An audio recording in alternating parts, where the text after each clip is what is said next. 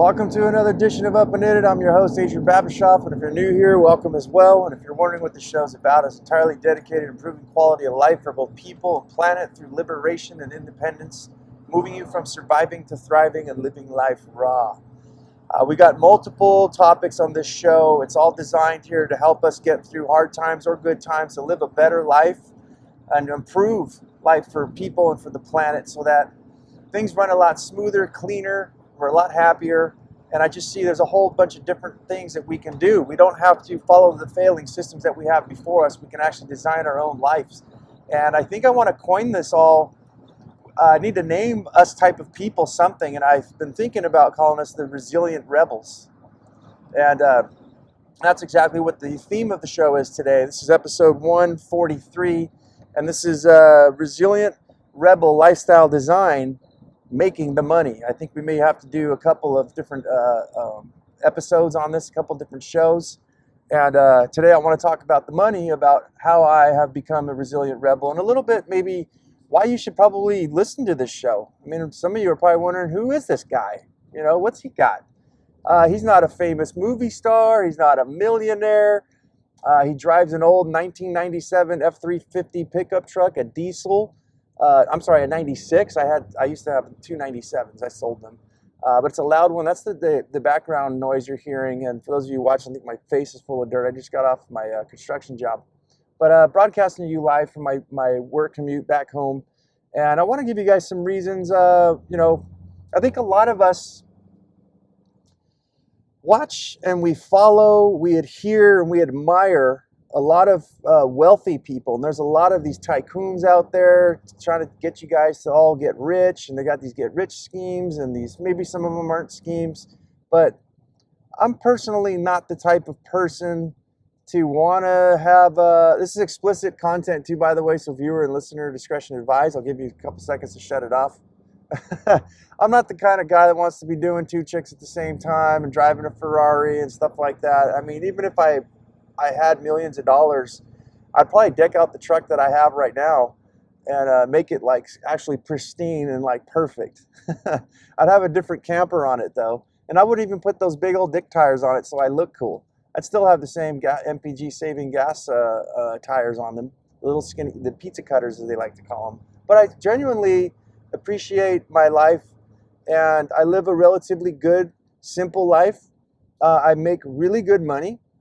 I can apply myself. I'm an entrepreneur, and that's what I want to kind of get into the beef of this things today. But I think that the majority of us need to get grounded in reality. Like, there's only so much room for all these billionaires and millionaires and stuff. And the question you have to ask yourself, if you're admiring that lifestyle, what does it take to get there? Unless you're going to inherit. Like, if somebody gave me $1 million or $1 billion, I'd be like, sure, I'll take it. I got nothing against money whatsoever. I just don't want to go through all the hard work and all of the missing out on life, especially with my children. You only have your children for so long. You know, if you have a pet like me, you give a shit about everybody. You want to make sure that everybody's accommodated, taken care of, including yourself, and be able to take care of yourself and live a happy life without screwing over the environment or screwing over people. And if I could find a way where I wouldn't have to cast my children aside, my health aside, and screw other people and pollute the environment to make really good money, it wasn't that much of an effort, but I would do it. But that's not my case. Maybe one day it will. I always leave myself open to any kind of new possibilities. I think we kind of have to, especially in this day and age, which is the last week of, I think today's actually New Year's Eve for me recording this. But yeah, let's get into it then, guys. That's what I'm talking about. Be a resilient rebel. If we're not going to be millionaires, you know, we're not going to be movie stars and rock stars and stuff. We need to do something. Don't you want to be happy? Don't you want to live a comfortable life and not be told what to do, design your lifestyle? Well, that's exactly what I've done. And hopefully I gained your guys' trust with each episode. And by the way, there is a comments below. You can go to an email and get a hold of me and ask me any questions that you have. Make me work for you. Make me prove myself to you. I also like to do some stuff. I'm going to start getting a little heavier more on TikTok and Instagram, where I want to show kind of what I'm doing, these little snippets. Maybe YouTube too, kind of like a vlog, I guess it is, where I can kind of show you guys what I'm doing. So it's like I said, kind of some proof where you're like, I see what he's doing. I see the way he lives. Maybe I like it. Maybe I don't. So let's get into the first list of these. None of these are in specific order. But the very first one I'm going to say is I don't have an office. I haven't had an office for over a decade now. I kind of don't see the use of it. In order to be a resilient rebel too, we like to stay mobile. We like to keep everything simple.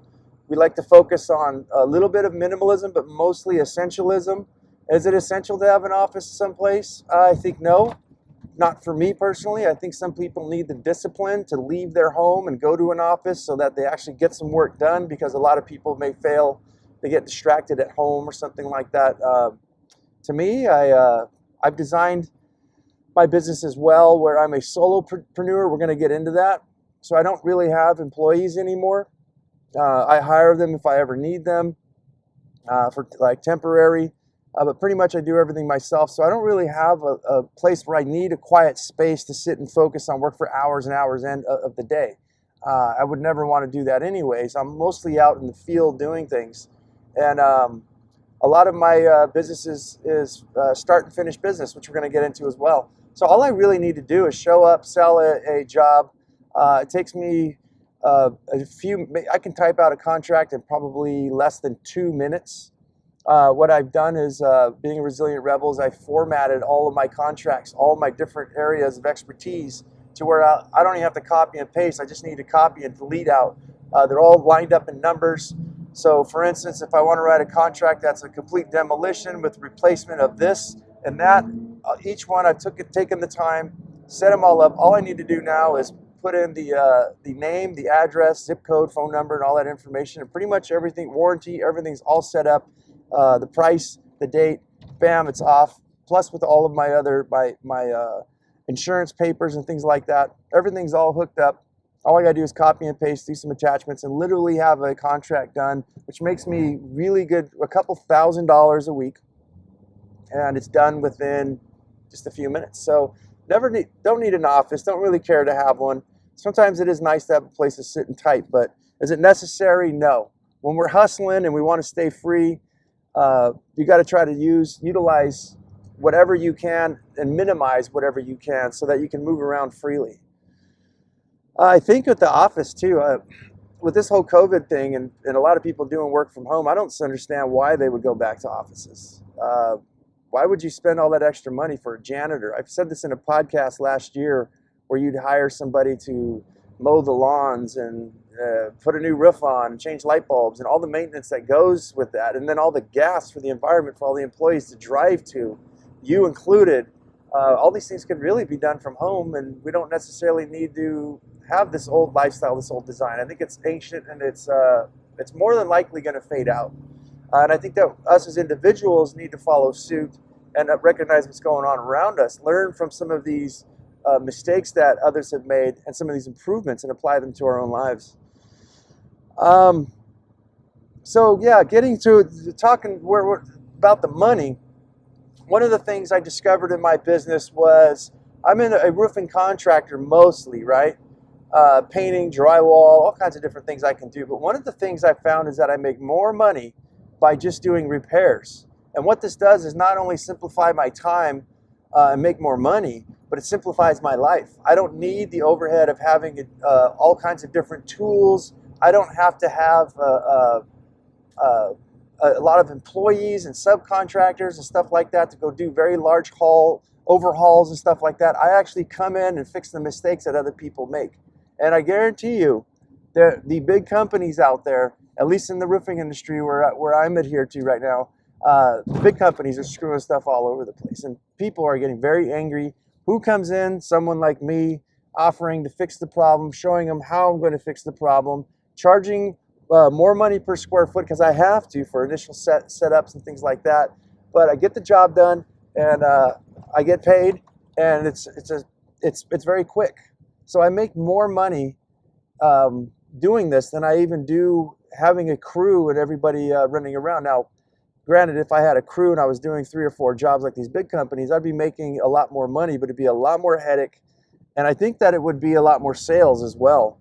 So what's nice, that's kind of with, if I did overhauls, I would say like a complete entire job, I would be able to sell maybe like 20 of them a year, and I'd be set. I'd be all booked up. So that's one of the downfalls about doing repairs, is that's that many more jobs that you got to sell. But doing it for so long, I'm very good at what I do, and I've never really, even the crash of 2008, I made more money than I did ever before. Every year just kept progressing and progressing.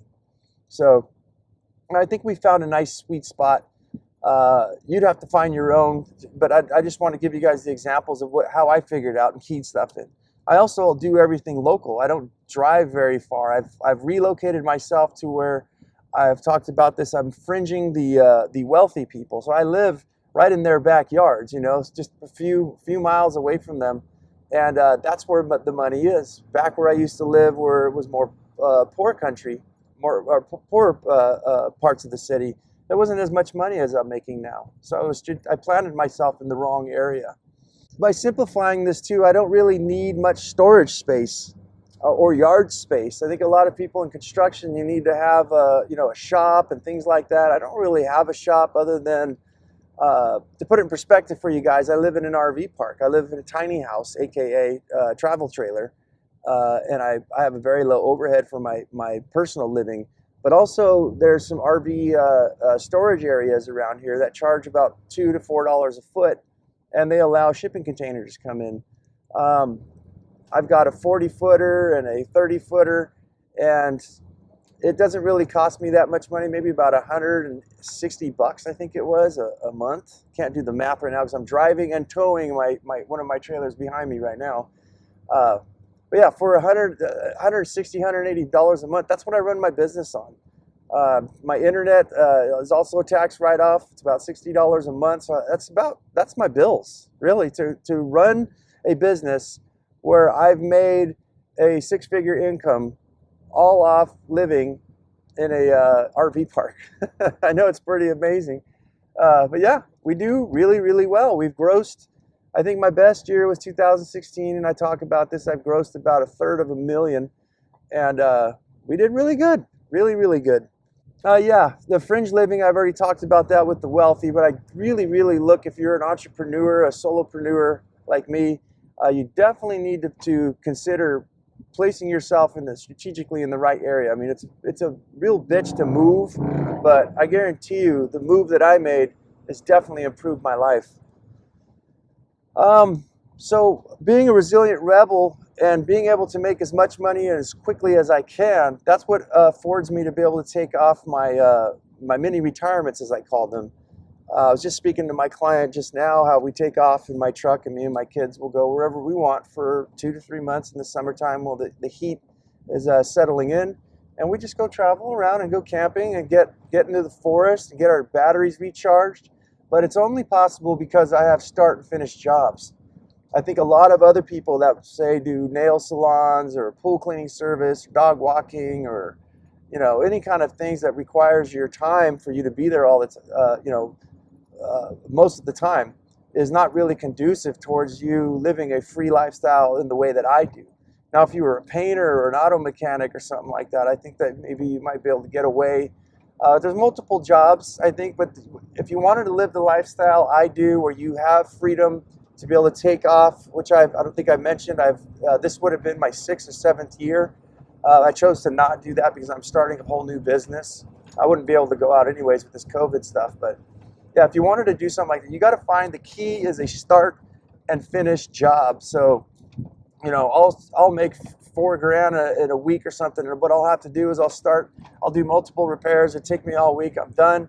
The person, as long as I've done the job right, person doesn't need to talk to me, have any kind of exchange with me whatsoever, unless something happens with the work that I did. So that's definitely a key part, I think, to designing your lifestyle to live like I do. It doesn't mean that us resilient rebels, I just like the way it sounds, can't find other things. You can do other things as well, but I think it's very difficult without the start and finish. So I did mention with my low overhead RV living, that's how I pay a fraction, about a third of what most people around me pay for rent, even in apartments and stuff like that. I pay about half of what they do.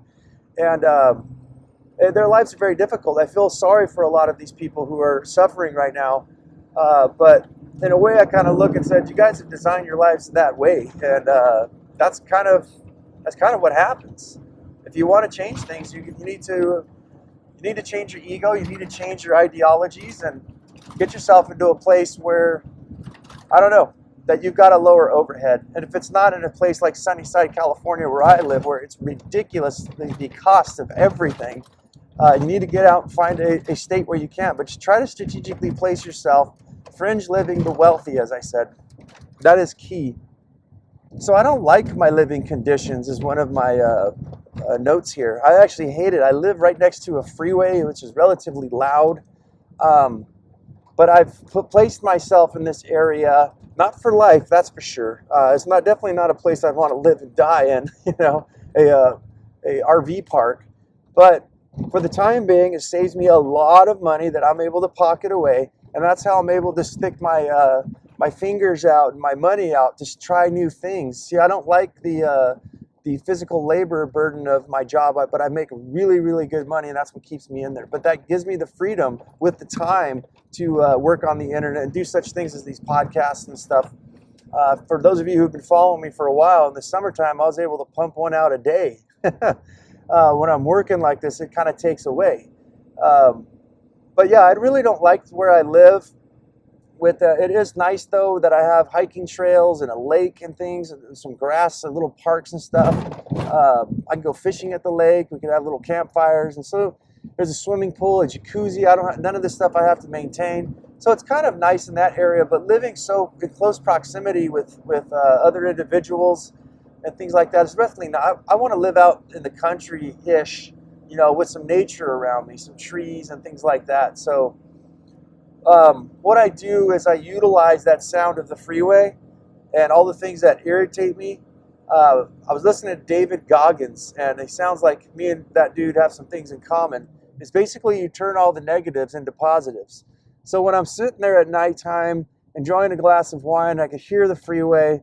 I enjoy my glass of wine, and then I just go, you know what? I'm going to get back to work because I really don't like it here. I don't like where I'm living.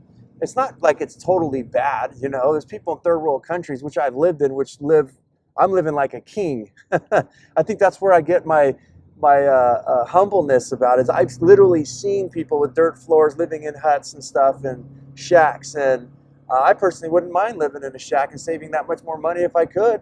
I would definitely live in a little wood cabin thing, a pallet house. But Southern California, the Department of Make You Sad, the building departments and codes and laws and regulations that we have won't allow us to do that. I'd build it with solar. I'd have a solar-powered everything in there, so I have minimal footprint, a composting toilet that doesn't stink, because yes, I've built them and I've lived that way. Back when I came to San Diego County, I lived in a community. It was supposed to be an intentional community, but it was a glorified RV park, basically. I did a podcast on it where there was about 5 or 6, 7 other families living on about 3.5 acres. And yeah, I paid $500 a month. I made a composting toilet, an outdoor shower, and it was some of the best times of my life for my children as well. But yeah, I utilized the irritations and things, and I just work. And I work a lot right now, guys. I do like 14, 15, 16-hour days most of the time. Try to get some time in with my kids. I work till I almost pass out sometimes. Not very healthy. I would not recommend this. A lot of people are talking about how cool it is. It ain't fucking cool. That's how you get sick. You do it for 3 weeks, and you get like 4 hours, 5 hours of sleep. After about 3 weeks to a month, your body will literally shut down. You will feel like you have to vomit. You will get a headache. You will get chills. You feel like you're going to fucking die. You feel like you have pneumonia. And you basically just, your body's going, I'm passing out. We're passing out right now. And you'll lay on a hard, concrete floor. You will pass out. And that's it. So I definitely wouldn't, I don't think all that hard work stuff is really cool. You need to work a lot smarter. But utilize that to that time, the sound of the freeway and stuff like that. And when I do have time off, I kind of wanted to talk about, I don't spend it at my house. I don't live at my house, really. I usually in the summertime, not necessarily right now because I'm working so much, but usually I strategically place myself to Fringe live the wealthy, but I've also strategically placed myself where I've got the mountains, the deserts, and the oceans. I've got all three of these different climates that I could go to within a half hour's drive. I'm from the ocean. Within a half hour's drive, I'm in the mountains. Within about an hour's drive, I could be out in the desert, middle of the desert, middle of where I can camp literally for free. You could just park out in the middle of nowhere. I've got the beauty of all of these things in my reach. Unfortunately, I enjoyed the ocean a lot, but unfortunately, I haven't enjoyed my time utilizing the deserts and the mountains and stuff like that as much. I usually go way up north, towards Northern California or something, and enjoy those areas because it's a lot more beautiful than where I live, and there's a lot less people. But yeah, so I'm never really home, and I'm really utilizing this work to live in a place that actually functions better, where my business is my personal life. I want to grow my own food. I want to get paid to grow my own food. I want to teach other people to grow their own food. And I got a lot of different ideas of things that I want to do. And that's what I'm working towards right now. And I think it takes, like we were talking about earlier, people being millionaires. I don't really care to be a millionaire. I just want to make a comfortable living where I'm home with my 2 daughters and I'm able to take care of them and be able to spend time with them and take care of myself. Do such things as yoga and more cardio, eating and cooking healthy foods, growing healthy foods, and a better life. And all the while monetizing it. So that's my goal, and that's why I work as hard. And that's definitely my fire that I have in me, the drive. It comes from that. I just keep looking and going, I want out of this lifestyle design, and I want to get into that. So yeah, let's look at the benefits of a solopreneur, an entrepreneur. Right now in 2020, especially here in Sunnyside, California, they are making some rules and regulations that's screwing up a lot of businesses, even for me. The regulations and things like that keep going up. Does it affect me very much? No, because my prices go up to my clients. That's the ROI. That's the exchange, the value for value exchange. Look, if you want to do business with me, and I'm paying all this money for insurance, liability insurances, workers' comp, auto insurance, and all of these insurances and things that just keep, and regulations, permits, and permits for permits, and business licenses, and all the crap. You can't even sneeze without having a permit for it here in Sunnyside, California. But I raise my rates, and do I get them all the time? Speaking of show me the money, no, I don't. I would say I lose probably sometimes up to 70% of my jobs. There's other times, give or take, where I'll lose 20% of my jobs. But you know what? That doesn't matter, because the few jobs that I did sell for the amount of money far outweighs losing the cheapy jobs, which I didn't want anyways. The people aren't willing to spend the money. They don't want a great job. And for me to have to hustle up for half the pay that I normally work for, it's a lose-lose situation for everybody. And that's exactly how I explain it, and that's why I'm great at the sales and at what I do. So the benefits of a solopreneur, I think, too, right now, is that anybody with employees and stuff, it's going to get more and more impossible for them. It's with all the regulations and the costs. Their overhead is going to go way up. In fact, I was just talking with my CPA the other day, and he says, I think that people like me and him who work for ourselves are actually going to boom, because a lot of the big companies are going to start suffering. They're going to have to get out of here. They're going to have to start cutting corners. They're going to do a lot more shady business, and that means there's going to be more stuff to repair.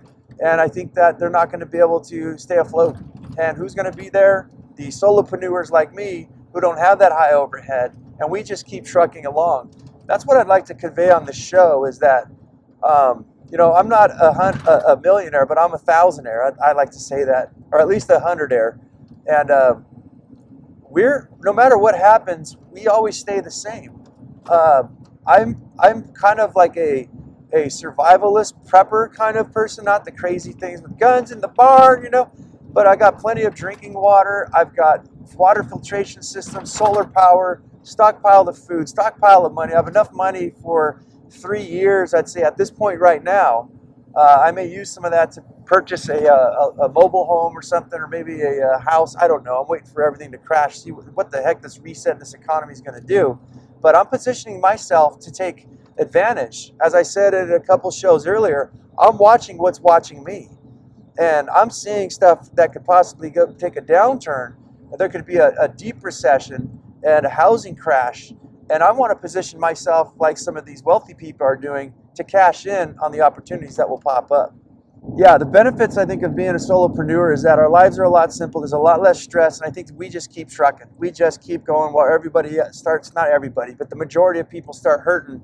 We're doing just fine. And I want to move that out, as I said, that's a lot of the stuff I want to share on the show is besides money is food and health and benefits to the environment of things that we can do by growing our own food and stuff like that, to where just like beyond money, I've said this a lot, but it's just amazing. I just got myself actually here, for those of you watching, some more Blue Lake beans harvested from my garden. I've got some Dragon's Tongue beans, and I look at from one bean, I've got probably about 50 different plants I could grow off one plant that you know, the ROI, the take homes that I got from it. Talk about a return on investment beyond money. Gardening is just where it's at, and it's not taxable. So yeah, us solopreneurs, I think we need to relax a little bit. I think don't let your guard down, but I think you're all going to make it just fine. And this whole recession thing, I think bartending, solopreneurs, I think a lot of you guys like bathroom remodelers and stuff like that, kitchen remodelers, anything that you can think of that is not necessary. I think a lot of people, at least here in Sunnyside, California, spent a lot of money. It was a boom, but it's just going to fall off the map. It's just going to die. Roofing, plumbing, electrical, painting, I see some stuff like that, cement work. Some of those things I think are going to stick around, but the other sectors of the construction industry, I could foresee them just completely falling off the map, man. So I would watch your backs for those of you, like I said, bathroom remodels, wallpaper, and stuff like that. I think that your boom is going to be over. So I want to talk about money. One of the downfalls I have by not working to make money 3-4 months out of the year is that you need to have working capital. I've fortunately I always leave a good amount of money in my account. You see, I'll explain it in context for you guys. I usually work until the end of June, and usually July, August, September here in Sunnyside, California, it gets really, really hot and humid. In San Diego especially. So I try to take those times off, and I try to take maybe a week, 2 weeks off, a week here during the work season, which is October through June. So I'll usually take a few weeks off there. So that's why I say, give or take, I work about 8 months out of the year. But when I pause that time and to go back for working capital, I got to make sure I have enough money to get stuff set up. And I noticed this year I just started to skimp it. It's because I sold some larger end jobs for some government agencies and stuff like that, or city jobs, and I needed a lot of working capital. And I just barely made it through. So I look and I said, you know what? Next time we need to double what we had in there as far as working capital, so that when you do come back to turn the lights on in the office, that you have enough to more than what you think. The last thing I want to leave you with, show me the money, is that emergency funds. One of the things I've been building and I love to share on this show or teach, whatever you want to call it, is to make sure that you have, like, start out where you have 3 months of emergency money for yourself, you and your family. Start off, then add up to 6 months. What I like to do, my goal was 1 year. I've got 1 year supply of money. If I sat on my ass and did nothing for a year, as I said, right now I could probably get by with like 3 years if I wanted to, because I've been saving for investments or just money to have in general. But one thing that occurred to me with businesses in this whole crash, this whole COVID thing, was that maybe people might want to start thinking about having an emergency fund, as we do for our personal selves, for our business. I haven't heard anybody say this. I haven't really searched for it, but don't you think that's something that we should take into accountability there, is emergency funds for yourself, yeah, but beyond working capital. That's not what I'm talking about today. I'm talking about emergency funds for your business, especially if you've got employees and you really care about people. You should have a couple $1,000s that if no work came in, you'd be able to float that business, because you've worked very hard to create a business, right? And a business is almost like another entity. It is an entity if you're incorporated, but don't you want all that hard work, all the clients you've worked hard to get, all the tools and the investments that you've done to be able to keep going? If you lose all that because of not having an emergency fund and you got to sell your tools off and stuff, we all know, any of you who's got a brain on you knows that you're going to get a fraction of what you invested for that. For instance, you buy a saw for, I don't know, $500. You go to sell that stuff on OfferUp or you know, a yard sale or something, you're maybe going to get like a quarter, an eighth of that. They'll go, oh, you know what, I'll give you $60 for it. And you're like, dude, it's a year old. It's a $500 tool. I'm only asking $300 for it. It's barely used. Yeah, I'll give you $50, you know.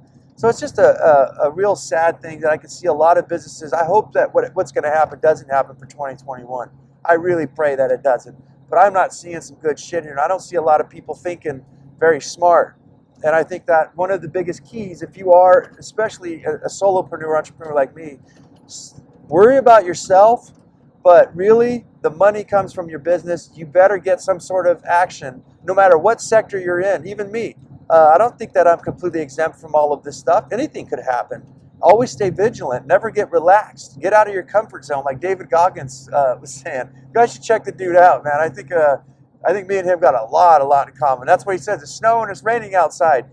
I don't want to go running. That's why exactly I'm going to run. Never let your guard down. None of us know what's going on with this whole COVID thing. Anybody who says they do, they're full of shit, I think. And what better way to survive anything than to be prepared? Just as I said, I've got water, I've got food, I've got money, I've got a way to produce my own energy, I've got a way to filtrate water filtration. I can take water out of a swamp and I can drink it. I'm prepared for all those things. But let's make sure our businesses are prepared too, that our flow of cash is going to come in, because cash usually is king. I think we need to speak about that on the show, about can we live with no money? I mean, a lot of people are talking about going back to the countries and stuff like that, which I think we got some come down the pipeline for you, because I have lived in the country, and I have lived in a third world country on a farm out, you know, and working basically plowing with a horse and plowed, guys. That's me. I used to be a cowboy, 9 years old, herding a herd of like 40 cattle, you know, cattle heads, butchering, all that kind of stuff, harvesting corn with a horse that runs a machine, and windmills. So I kind of had some experience. I was young, but I want to talk to you guys about all that kind of stuff. But let's take and focus in reality here, and not lose sight, not get stuck inside of our dreams, but into the reality, and get out of our dreaminess and start turning those dreams into reality, I guess is what I want to say. I'm mumbling around. Let me know how I'm doing for you guys. If you guys like this show and you want to do me a solid, and you think that I bring you some value, please comment or subscribe, like this thing, give me a middle finger, thumbs up, thumbs down, whatever. But you can also comment down in the description below is my email address, which is upandinitshow@gmail.com. Let me know if there's any questions you guys have or any suggestions you have about the show. Let me know if I should shut the show down, if it sucks for you. I'm getting some response from some people. They don't want me to shut the show down, and thank you guys for doing that. It gives me some gusto to keep going, and I will be here for you as much as I can. But you guys, that's the show. You can check it out. It's Up and In It on TikTok, Instagram, Facebook, YouTube, and anywhere you can find the pod, like Spotify, Apple iTunes. And as I always say, guys, go out there and have yourself a near-life experience. Don't lose your muchness. Carry on the fire. Human up. Live it, love it, own it, and bone it, my friends.